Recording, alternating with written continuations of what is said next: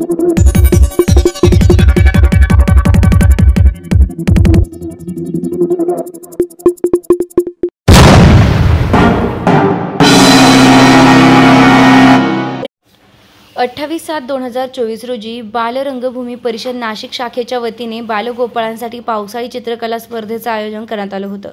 बालरंगभूमी परिषद ही कायमच बालकलाकारांच्या कलागुणांना जोपासण्याचं काम करीत आहे. यासाठी बालरंगभूमी परिषद विविध उपक्रम राबवत असते. यावेळी देखील परिषदेनं अशाच एका स्पर्धेचं आयोजन केलं होतं.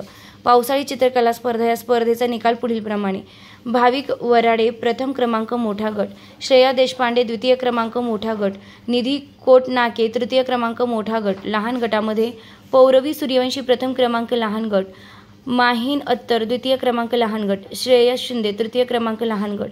या स्पर्धेची माहिती आनंद जाधव प्रमुख कार्यवाह बालरंगभूमी परिषद नाशिक शाखा यांनी दिली. स्टार लक्ष मराठी न्यूजसाठी रफिक सय्यद.